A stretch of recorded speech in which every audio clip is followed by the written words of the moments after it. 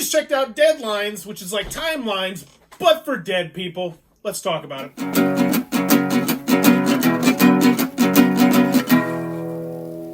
What does that even mean, Bowers Game Club? Ahoy there, YouTube! We're back again today for another Thoughts from the Corner. I'm here with my friend Kenny, and we're talking about Deadlines from Fox Mind Games. This is for 1 to 10 players, party game, ages 12 plus, taking about 20 minutes to play. Now, I have played this twice solo. Kenny has played this once at 3 players, and I played it once at 3 players.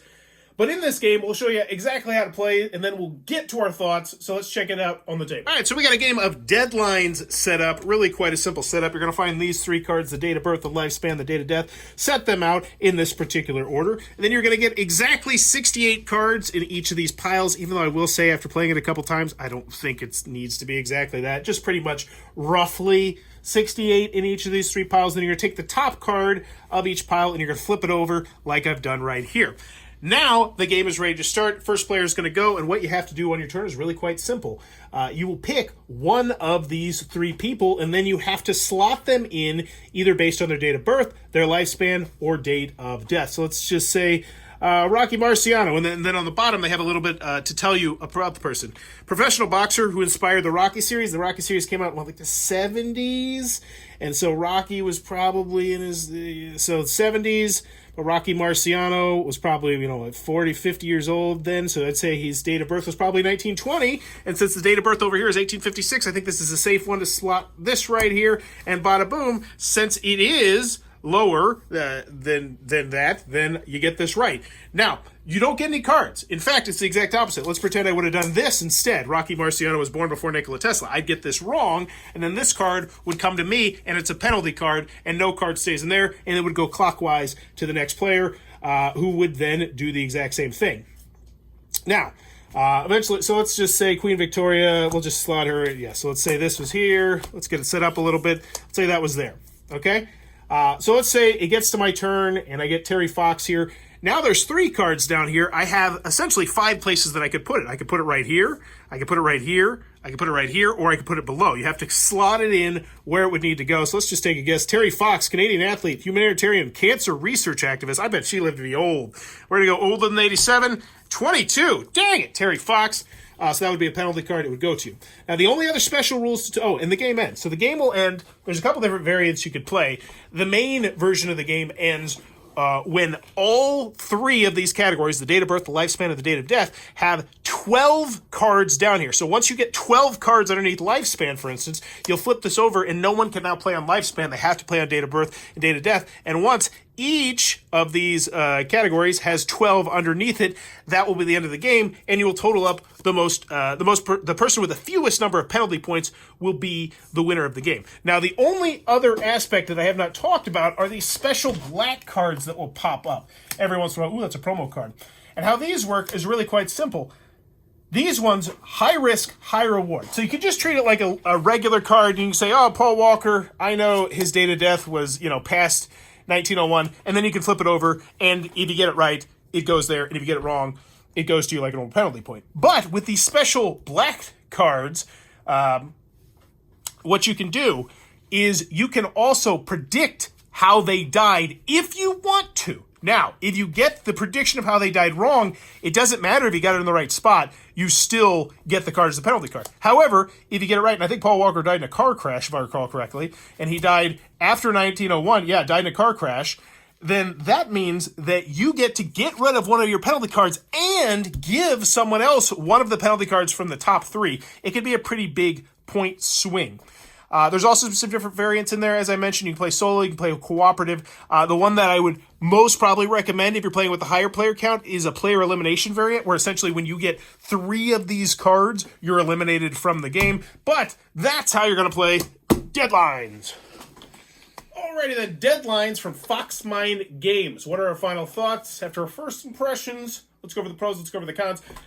What'd you think about this one, Kenny? Quick, easy to learn. Really who's who of the dead. Yes, it was. I played it.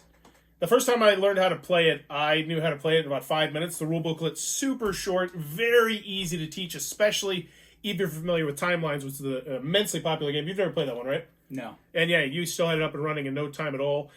I will say, though, on the con side, I really enjoyed this game, and I think it definitely has a place on my shelf. But I feel like it's stretched. I feel like it outstayed its welcome a little bit because you have to get 12 cards in those rows in the middle, and that can take a while. But I honestly think that could be easily remedied by playing one of the variants, which was as soon as you get 3 penalty cards, you're eliminated from the game. So it's a player elimination. But I think at a higher player count, I definitely think that might be the way to go. But either way, even with that stretching a little bit at the end, I still enjoyed it. And I think you brought up one point, which I thought was interesting, or maybe it was Ronnie, and Ronnie enjoyed this as well, too. He had like a really interesting thing. He said, dang it, I kind of wish he would have stayed. He said he didn't like the game, but he had fun. You remember that? He did. Which I guess at the end of the game, especially considering it's a 20-minute game, if you have fun, that outrules anything. But I don't remember who mentioned it. It was, I could see it potentially getting a problem if you played it too much where you know roughly where people were. I definitely think the more you play this, the better you're going to get at it, because you'll be like, oh yeah, this person ended up dying in like 1684 and it was like totally weird. Which I could see being a minor problem. But granted, there was 196 cards, and you're going to use, most of the time, I'd say 70 to 100 of them. So I don't think it was too bad. Was that you mentioned it, or was it Bronny? Yeah, I thought the replayability. You play too much. It's so drawn out with 12 cards each row that you're gonna over time get them. So speed it up. You're gonna get a lot more fun out of it. And Ronnie didn't enjoy it, but he had a good time, and I think a lot of that is, they died with a gunshot. Who knew? I think this is a solid beginning of the night game, or I think it's a solid end of the night game after you play something brain-burning. You don't really have to think about it. It's fun to kind of talk it out. And, what'd you think about the black cards? So the only special cards in the game, I mentioned them a little bit in there. I personally really like that. I thought that was a cool aspect. I think it might be a little bit too powerful if you did play the only having 3 health points kind of thing, where if you got 3 cards, you were dead. But I like the basic premise of these special ability cards, where if you can successfully predict how they died, you get the added points. What do you think about those? I think it's great. Pretty powerful in the beginning, but as you play this game a few times, you're just going to know how they died. So, yeah, that also goes back to that, too, especially if they died in like a distinctive way. Like, I think I'm totally going to remember if that one dude that pops up, he died of heroin. Or was like this person died of like an overdose or that thing.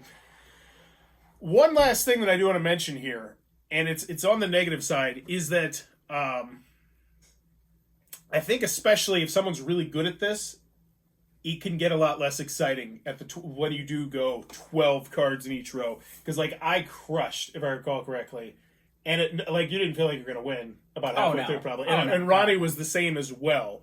So ideally, you're going to have to be at an even skill level, which, it's just the kind of the nature of the beast with the trivia game, though, a lot of the time. I will say, though, I really did think that adding the date of birth, date of death, and the life is going to give this extra legs, because, as we mentioned, it does kind of stake you. You could potentially remember things, but the bottom line is you might not remember how their age or whatnot. Either way, here's the question I always ask at the end of this. If I were going to hand this to you, would you want to keep it? Would it earn a space on your shelf? I think so. Yeah, I'd play that occasionally. Likewise, I tried it solo. I didn't like it the best solo. I think it's definitely more like a fun kind of interacting thing. But yeah, I'm going to keep this one. I enjoyed it, and that is Deadlines from Foxmind. An interesting spin on the timelines formula. I think they improved upon it, to be honest with you. But if you're enjoying the content, please be sure to click on that subscribe button down below, as I'm trying to reach 17,000 subscribers in 2023 to make my biggest year ever. And in the comments below, let me know. Who's the last person that died, celebrity-wise, that, impacted you? Or dang. You think of one? Robin Williams. That was a while ago. That was a minute. It was surprisingly long ago. Yeah. I'm going to go with, I don't know. I'm just going to go with Coolio, just because any time where it's someone that you grew up liking dies, you're damn, I'm getting old. But yeah, I'm sure there's a better answer I got. But I'm going to go with Coolio. Let me know in the comments below who's the last person who died, celebrity, that impacted you. And as always, thanks for your time, YouTube.